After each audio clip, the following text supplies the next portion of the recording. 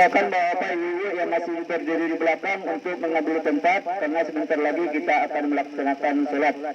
Jadi silakan pada adik-adik atau anak-anak yang masih di belakang yang masih berdiri, silakan ambil tempat karena sebentar lagi kita akan melaksanakan sholat Id. Dan untuk yang bertindak haji pada hari ini yaitu Ustaz kita Nasri Ja'far, alhamdulillah beliau telah berada di tempat kita.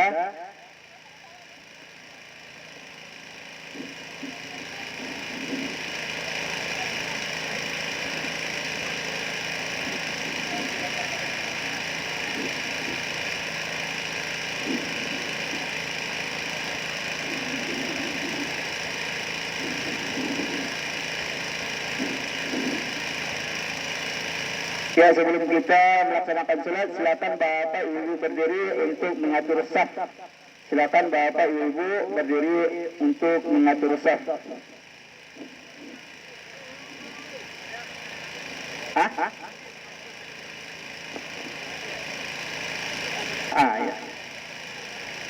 Nah, kami ingatkan sekali lagi kepada Bapak Ibu, mungkin Ikoko sholat Ikoko 2 kali setahun awak laksanakan.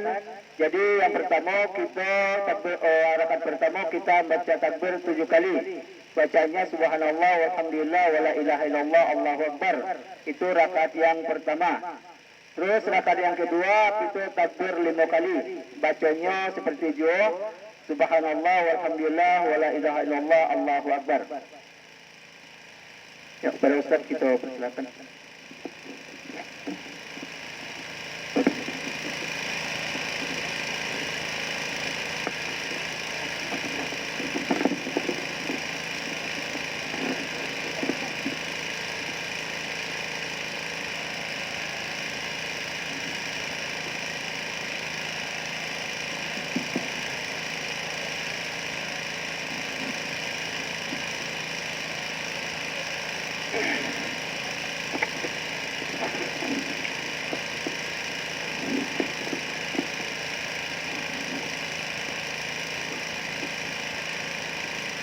Bapak dan Ibu jemaah Id yang dirahmati oleh Allah,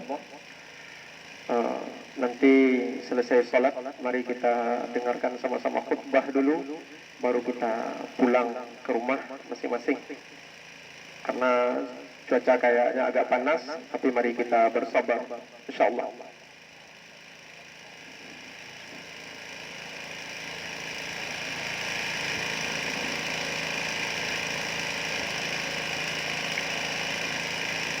Allahu Akbar.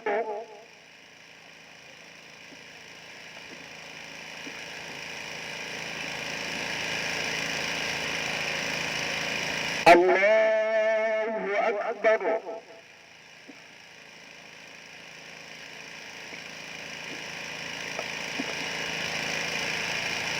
Allahu Akbar.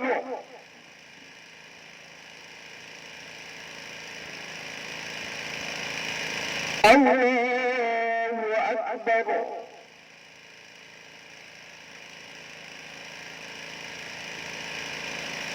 Allahu Akbar.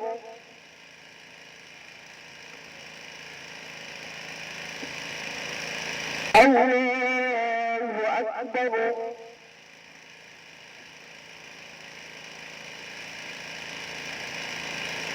Allahu Akbar.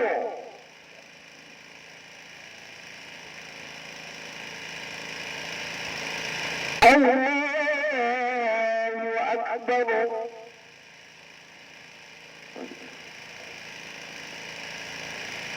Bismillahirrahmanirrahim.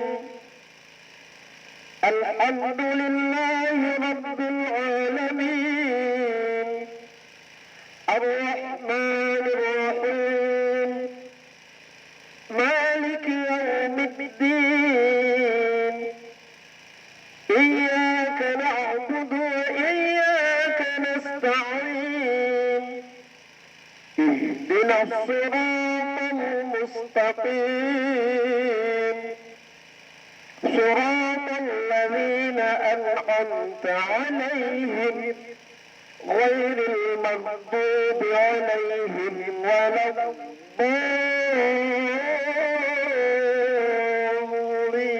الضالين.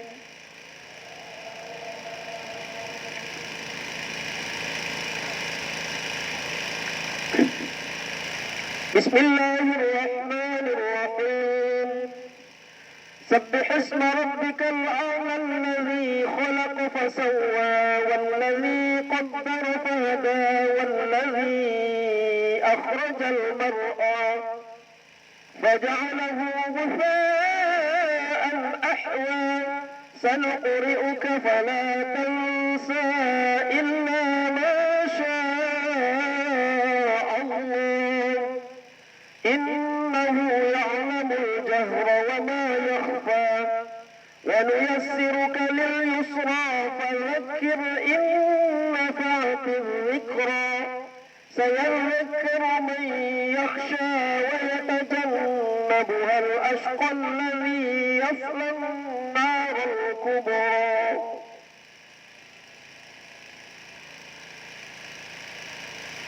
ثم لا يموت فيها ولا يحيا قد أفلح من تزكى وذكر اسم ربه فصلى بل تؤثرون الحياة الدنيا والآخرة خير وأبقى إن هذا لفي الصحف الأولى صحف إبراهيم وموسى.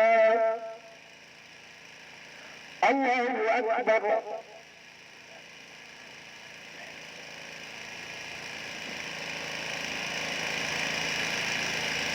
سمع الله لمن حمده. الله أكبر.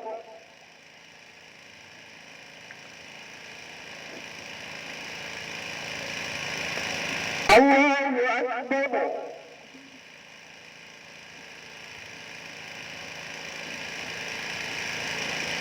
الله أكبر.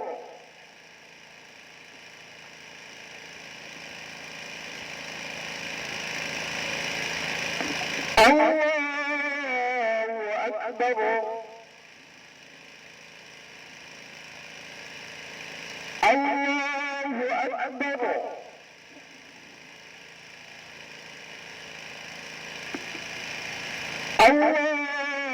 الله أكبر.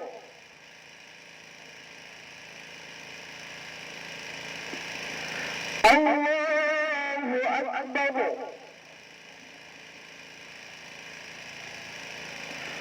الله أكبر.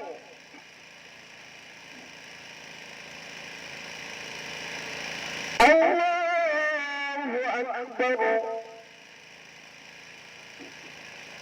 بسم الله الرحمن الرحيم. الحمد لله رب العالمين الرحمن الرحيم مالك يوم الدين إياك نعبد وإياك نستعين اهدنا الصراط المستقيم صراط الذين أنعمت عليهم غير المغضوب عليهم ولا الضالين آمين. بسم الله الرحمن الرحيم. هل أتاك حديث الغاشية وجوه يومئذ خاشعة عاملة ناصبة تصلى نارا حامية تسقى من عين آنية ليس لهم طعام إلا من ضريع لا يسمن ولا يغني من جوع وجوه يومئذ ناعمة لسعيها راضية في جنة عالية لا تسمع فيها لاغية فيها عين جارية فيها سرر مرفوعة وأكواب موضوعة ونمارق مصفوفة وزرابي مبثوثة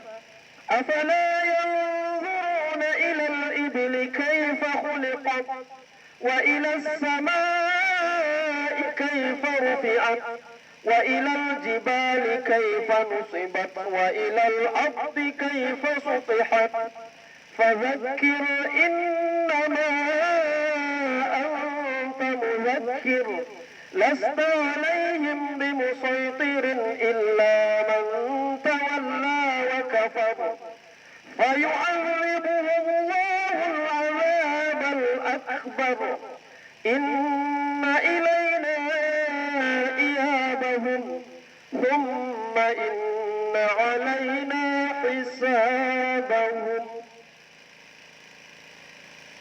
الله أكبر.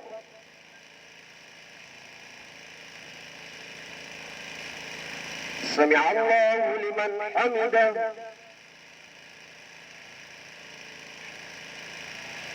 الله أكبر.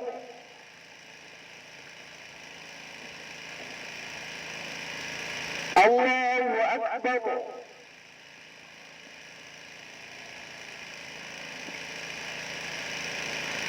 الله أكبر.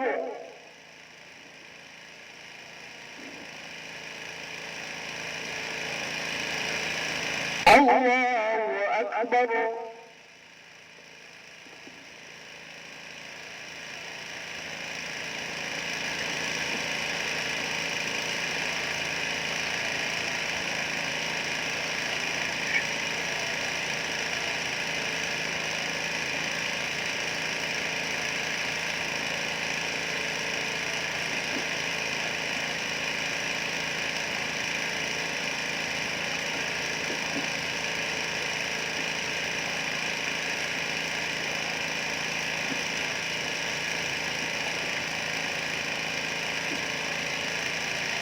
السلام عليكم ورحمة الله.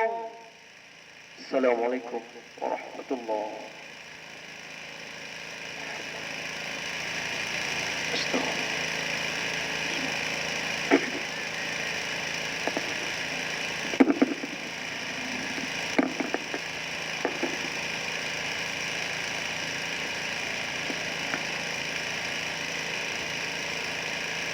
السلام عليكم ورحمة الله وبركاته.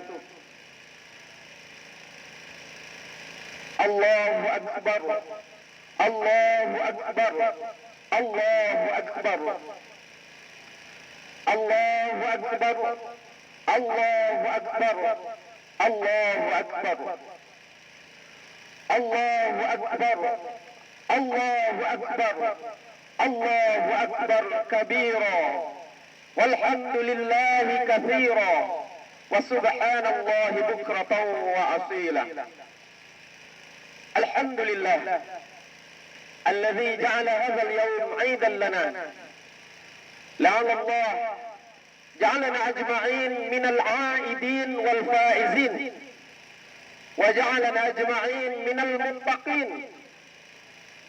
أشهد أن لا إله إلا الله وحده لا شريك له وأشهد أن محمدا عبده ورسوله الذي لا نبي ولا رسول بعده. اللهم صل وسلم على هذا النبي الكريم سيدنا محمد وعلى آله وأصحابه أجمعين. أما بعد فيا أيها الحاضرون مسلمين والمسلمات جامعة من العائد الفطري رحمكم الله، أوصيكم وإياي بتقوى الله. اتقوا الله. اتقوا الله. اتقوا الله حق تقاته ولا تموتن إلا وأنتم مسلمون، لأن الله يجعل الجنة وعدت للمتقين. لأن الله جعل الجنة وعدت للمتقين. لأنه مهمة لنا أجمعين إن شاء الله. اللهم يا الله اجعلنا من المتقين سيدخلون إلى الجنة إن شاء الله. ثم اسمعوا ما قاله تعالى في كتابه الكريم. أعوذ بالله من الشيطان الرجيم. بسم الله الرحمن الرحيم. يا أيها الذين آمنوا كتب عليكم الصيام كما كتب على الذين من قبلكم لعلكم تتقون. وقولوا أيضا في آية أخرى ولتكملوا العدة ولتكبروا الله على ما هداكم ولعلكم تشكرون. صدق الله العظيم. اللهم ارحمنا بالقرآن. الله أكبر الله أكبر الله أكبر walillahil hamd. Kaum muslimin dan muslimat jemaah Idul Fitri rahimakumullah. Alhamdulillah, kita bersyukur selalu kepada Allah Subhanahu wa taala. Walaupun ada ujian dan musibah, tapi tetap nikmat Allah tidak terhingga dan tidak terhitung jumlahnya. Tinggal lagi bagaimana kita memaksimalkan rasa syukur kita kehadirat Allah Subhanahu wa taala. Karena ancaman Allah ketika kita tidak bersyukur, inna azabi lasyadid, azab Allah itu sungguh amat pedih. Termasuk alhamdulillah pada pagi hari ini kita berkumpul di lapangan ini dalam rangka litukabbirullah ala ma hadakum, mengagungkan Allah karena alhamdulillah Allah beri kita hidayah. Selama bulan Ramadan kita sudah menegakkan amal ibadah baik siangnya maupun malamnya, dan hari ini kita rayakan kemenangan kita. Tidak banyak orang yang bisa merayakan kemenangannya, karena bisa jadi mereka sudah dipanggil oleh Allah di pertengahan Ramadan terjadi. Maka kita bersyukur kepada Allah. Oleh sebab itu mari kita bersabar menunaikan ibadah ini dengan sebaik-baiknya. Kemudian kaum muslimin, pada kesempatan yang terbatas ini wasiat khutbah kita diberi judul mengambil hikmah Idul Fitri di tengah wabah yang terjadi. Kaum muslimin dan kaum muslimat, Idul Fitri atau Aidul Fitri artinya kembali kepada fitrah. Kembali kepada fitrah. Kalau begitu pertanyaannya kembali dari mana? Kembali kemana? Nah, kita tahu bahwa salah satu makna fitrah adalah tauhid. Tauhid. Karena kita sadar dan kita paham dalam ajaran Allah Subhanahu wa taala surat Al-A'raf ayat 172 dijelaskan, seluruh manusia yang terlahir ke bumi ini dia adalah orang yang bertauhid. Siapapun dia bertauhid. Karena Allah nyatakan, wa idh akhadha rabbuka min bani adam dzurriyyatahum. Ketika Allah mengambil sumpah kepada anak cucu Adam dan juga cucu-cucu Adam semuanya asalkan dia manusia. Dan di waktu itu kesaksian atau sumpah mereka diminta sedangkan mereka masih di alam ruh. Alastu birabbikum, apakah aku adalah Tuhanmu, kata Allah. Maka mereka semuanya anak cucu Adam menjawab, qalu bala syahidna. Apa maknanya? Kita manusia, siapapun manusia, awal mereka adalah orang yang bertauhid, tauhid rububiyah. Dia meyakini hanya Allah yang mencipta, dia meyakini hanya Allah yang mengatur, dan dia meyakini bahwa hanya kepada Allah dia harusnya mengikuti tata aturan dan kehidupannya.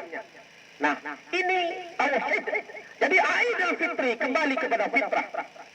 Jadi pada awalnya kita ini bertauhid, tapi di tengah kehidupan yang kita jalani, berbagai macam ujian dan tantangan pun ada atau terjadi ataupun datang. Maka bisa jadi di waktu itu fitrah sudah tercemar, fitrah sudah dikotori, tauhid kita sudah dirusak dengan kesyirikan yang kita lakukan. Tauhid kita sudah dirusak dengan larangan-larangan Allah yang sudah dikerjakan. Karena kenapa? Ketika kita bertauhid rububiyah, tidak cukup sampai di situ.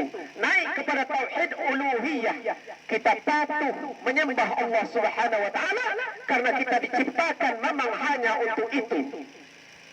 Allah menyatakan, "Wa ma khalaqatul jinna wal insa illa liya'budun." Jadi fitrah kita bertauhid hanya patuh kepada Allah.